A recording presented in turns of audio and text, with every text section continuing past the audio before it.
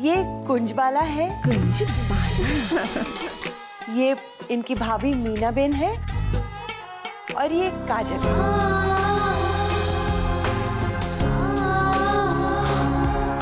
तो ये कुंजबाला जी हैं। कुंजबाला जो आपके बचपन की फ्रेंड है। हाँ, यही बात की तो तसल्ली है कि हम घी वाला परिवार को पहले से जानते हैं। ये मीनाबेन तो पूरा बना बनाया काम बिगाड़ के रख देगी। सच कहूँ, मैं बहुत भाग्यशाली हूँ कि अरे काजल, तुम इतनी सी थी जब मैंने तुम्हें देखा था। कितनी बड़ी हो गई हो तुम और कितनी प्यारी लग रही हो। अरे कुंजू, आओ ना, बाकी का घर दिखाती हूँ मैं तुम्हें। आइए आइए ना मीनाबेन, आइए। अरे मैं तो भूल ही गई, मिठी बा का दवाई का टाइम हो गया है। आप बा को लेकर चलिए, मैं दवाई लेकर आती हूँ। आओ बा। हम नाश्ते का इंतजाम करके आते हैं। बिंदिया,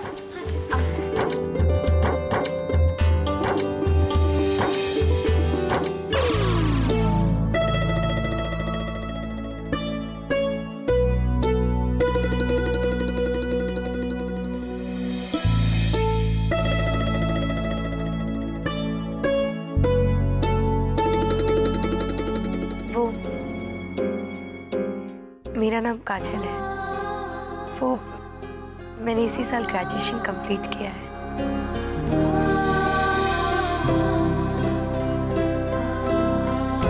आप जर्नलिस्ट है ना? जी। पता नहीं सब कहाँ चले गए हैं। मैं अभी देख कर आता हूँ। नहीं, वो हम दोनों को आपस में बात करने का मौका देना चाहते हैं।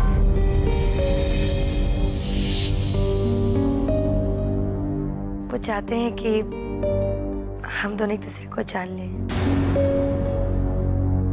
अगर आप कुछ पूछना चाहते हैं तो पूछ सकते हैं। पूछना है, लेकिन मैं आपसे क्यों कुछ पूछना चाहूंगा? क्योंकि हमारी जिंदगी का सवाल है। शादी से पहले। शादी? मुझे लगता है तुम्हें कोई गलतफहमी हुई है। मुझे कोई शादी वादी नहीं करनी।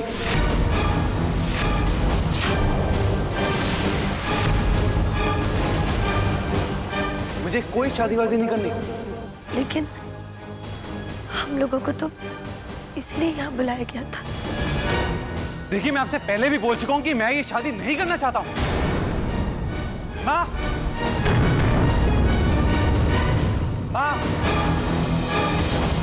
क्या हुआ बेटा? ये क्या तमाशा लगा रखा है? क्या कह रही है लड़की? कौन सी शादी की बात हो रही है यहाँ पर? मैं आपको मना कर चुका हूं ना।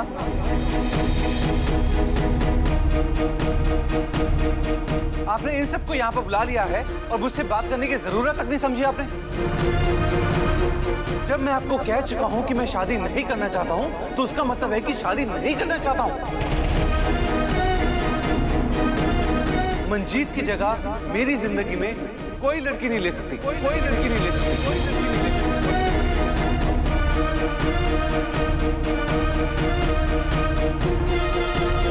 कोई भी नहीं, ये भी नहीं।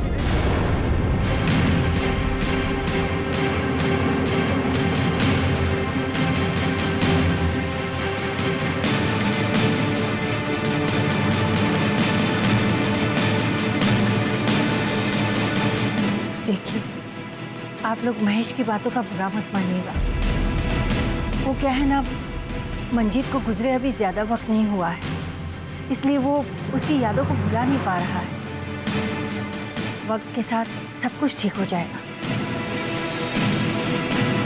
अभी आप बुरा मत मानिएगा, लेकिन हमें यहाँ इंदु नहीं बुलाया था, ये कहकर कि महेश अब शादी के लिए तैयार हो गया है। और ये बात तो इंदु नहीं आगे बढ़ाई, हमें लगा कि अच्छा परिवार है, हमारी बच्ची खुश रहेगी। एक बात मैं आप सब लोगों से कह दूं, देखिए हमारी बच्ची के लिए रिश्तों की कोई कमी नहीं है। अरे आप लोग पहले ही कह देते, हम यहाँ पर कभी नहीं आते।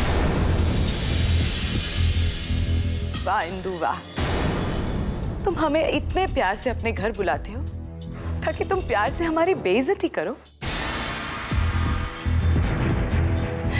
और आपका बेटा, हमें तो लगा था कि बहुत अच्छा है, देख ली उसकी अच्छाई। दूसरी शादी कर रहे हैं लेकिन नखरे बहुत हैं उसके। चलिए भाभी, पहले इन लोगों को अपने घर का मसला सुलझा लेने तो दो। चलते हैं। कुंजू मेरी बात सुनो। मीना बहन, मीना बहन,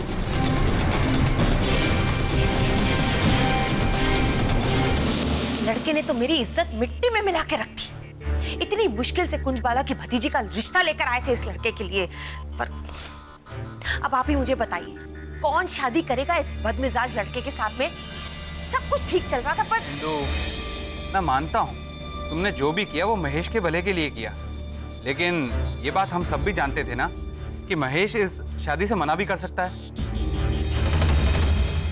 तो मैं कौन सा जबरदस्ती काजल का हाथ पकड़ के फेरे करवा रही थी उन लोगों के? अरे मना ही करना था तो और भी तरीके हैं ना मना करने के। इस तरह से अपमान करने की क्या जरूरत थी? कितना बुरा लगा होगा कुंजू को। अब बुरा तो लगा ही होगा।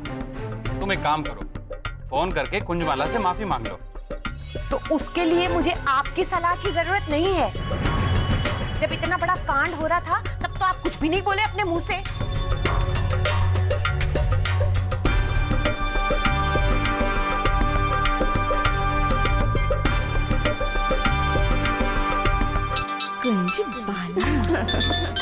जय श्रीनाथ जी बापा ने। कौन? इंदु? कुंजू, मैंने तुमसे माफी मांगने के लिए फोन किया है। देखो इंदु, तुम तो मेरा नेचर जानती ही हो, बुरा बोलने की आदत नहीं है, लेकिन ये तो बहुत खूब रही। पहले तुम ही हमें तुम्हारे घर बुलवाती हो, उसके बाद तुम ही हमारी बेइज्जती करवाती हो, और उसके बाद तुम ही हमसे माफी मांगती हो। I mean, मुझे ये बात थोड़ी समझ नहीं आई। और देखो, अगर हमें जरा सा भी अंदेशा होता ना तो हम वहां कभी कदम भी नहीं रखते।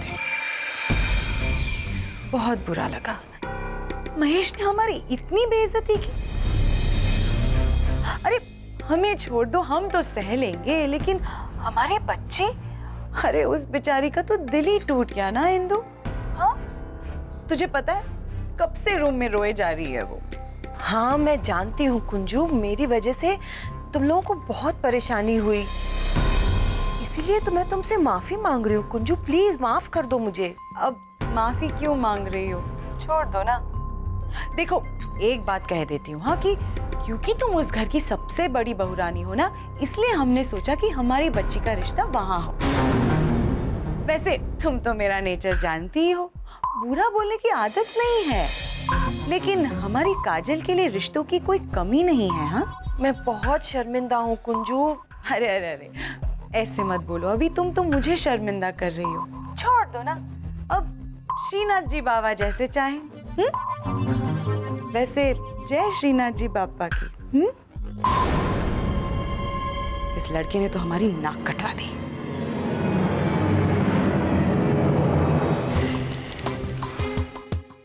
देख लिया ना कैसे नाक कटवा दी इस लड़के ने। देखो इंदु, जो हो गया सो हो गया। मैं मानता हूँ महेश ने बदतमीजी की, लेकिन तुम परेशान मत हो, जो हुआ उसे भूल जाओ। देखो महेश पहले से ही बहुत परेशान है, अब ऐसी बातें करके उसे और परेशान मत करो। और फिर कल रोहित के लिए बहुत बड़ा दिन है। अरे भाई, इतने बड़े अवार्ड में वो नॉमिनेट जो हुआ है, अब तुम महेश की जगह रोहित के बारे में सोचो और ये प्रार्थना करो कि उसे ये अवार्ड मिले। डोंट फील बैड महेश, पर मेरे बेटे होते हुए भी तुमने, मुझे तुमसे ये उम्मीद नहीं थी। तुम्हारी वजह से सब लोगों को कितनी शर्मिंदगी उठानी पड़ रही है।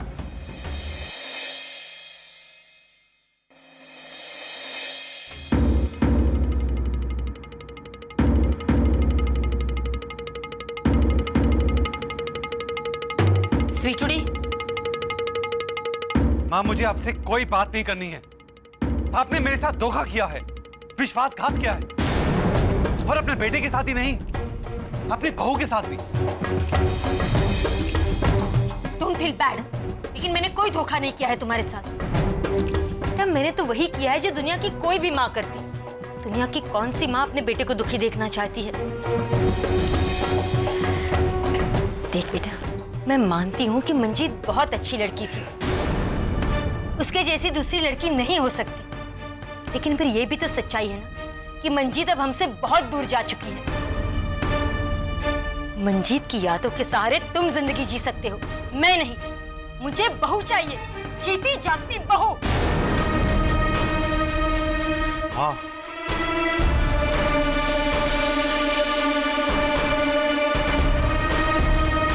जब भी मैं तुम्हें अकेला देखती हूँ मेरा कलेजा फट जाता है। अगर एक माँ होते तो तुम समझ सकते कि अपने बेटे को दुखी और अकेला देखकर क्या बीतती है एक माँ पर। एक निवाला खाने से पहले 100 बार सोचती हूँ कि कहीं मेरा बेटा दुखी तो नहीं, कहीं। माँ, जब मैं कह चुका हूं कि मैं शादी नहीं करना चाहता हूं, तो उसका मतलब क्या होता है? आप क्यों मेरे साथ जबरदस्ती करना चाहती हैं? बेटा, मैं तो सिर्फ तुम्हें सुखी देखना चाहती हूँ। एक माँ का सुख दुख अपने बेटे से जुड़ा हुआ होता है। अगर बेटा खुश हो तो माँ अपने आप मुस्कुराती है। अगर बेटे को जरा सी भी तकलीफ हो तो उससे पहले तकलीफ उसकी माँ को होती है। तू ये बात तब तक नहीं समझेगा जब तक तेरी अपनी औलाद नहीं होगी।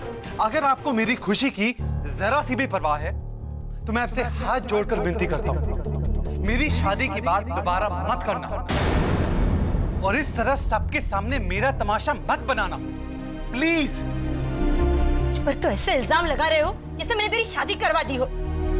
ये लड़की तो दिखाई है तुम्हें, अगर पसंद नहीं आई तो ना कर देते। ये तमाशा करने की क्या जरूरत थी तुम्हें? इतना तो सोचते कि घर आए मेहमानों की कितनी बेइज्जती हुई। अपना नहीं तो कम से कम अपने खानदान की इज्जत का तो ख्याल किया होता तुमने। तुम्हारी वजह से तुम्हारी माँ का सर उनके सामने हमेशा के लिए झुक गया। उस बेइज्जती की जिम्मेदार मैं नहीं हूं, आप हैं। आपने बिना मुझसे पूछे वो कदम उठाया था। और एक बात कान खोल के हमेशा के लिए सुन लीजिए, इस जन्म में मैं दोबारा शादी नहीं करूंगा।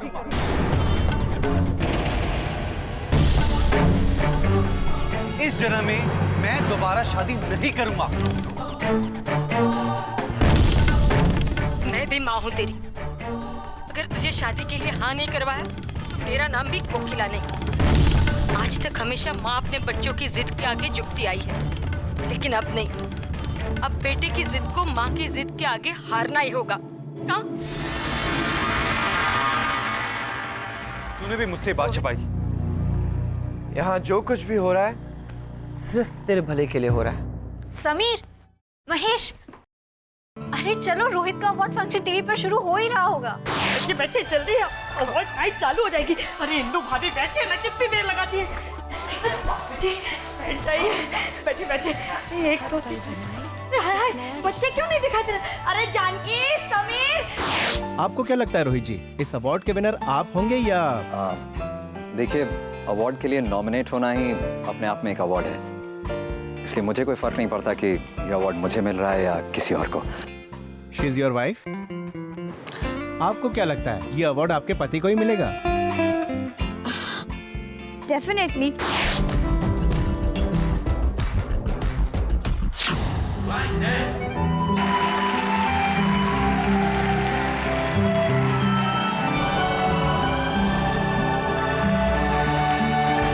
अब हम बढ़ते हैं बेस्ट राइटर कैटेगरी की तरफ।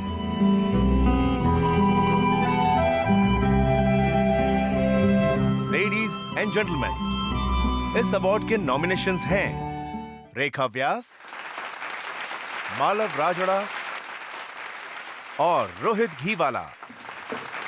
Any guesses?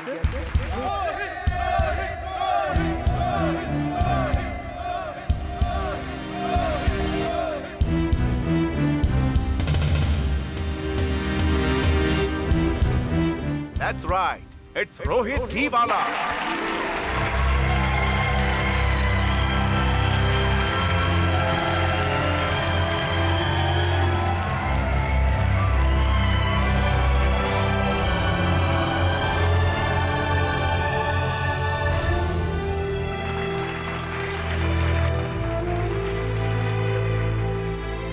ये अवार्ड अकेले रोहित घीवाला का नहीं है, बल्कि इसकी हकदार है मेरी पूरी फैमिली।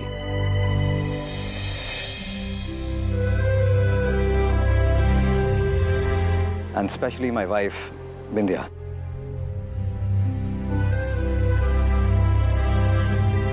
अगर बिंदिया नहीं होती तो मैं ये अवार्ड कभी हासिल नहीं कर सकता था।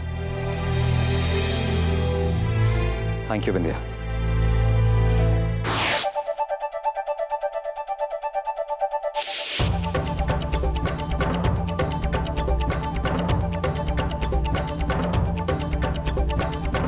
अरे मनीषा, ये लीजिए। डोंट फील बैड है भावना, लेकिन मैंने ये फैसला किया है कि जब तक महेश शादी के लिए हाँ नहीं करता, मैं अन्न का एक दाना तक अपने मुंह में नहीं डालूं। भाभी, हाय, मतलब आप भूख हड़ताल करेंगे? रोहित को अवार्ड मिला, उसकी मुझे बहुत खुशी है, लेकिन मैं ये नहीं खा सकती।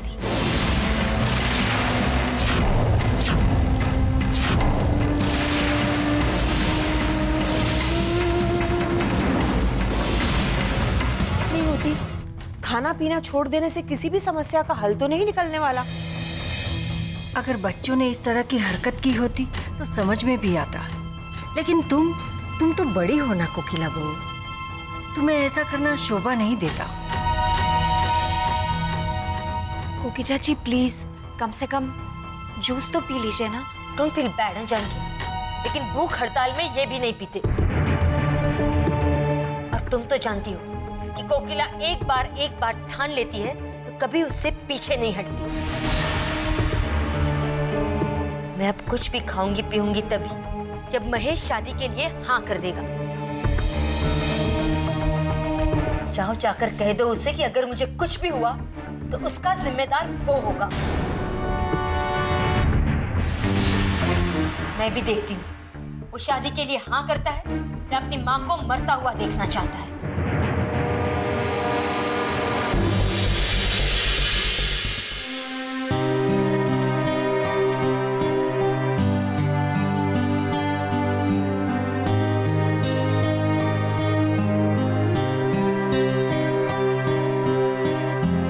चलो माँ, अब जिद मत करो।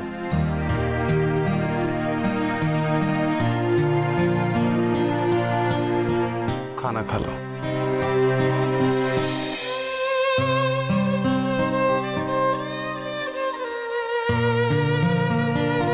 चाची, चाची अब तो खा लो। देखो महेश आपको खुद खाना खिलाने आया है।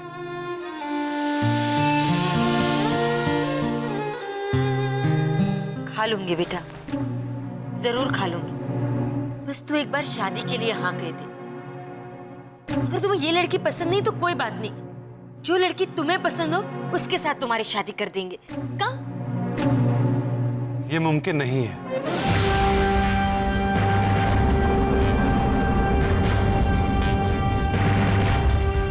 तो फिर ये भी मुमकिन नहीं है।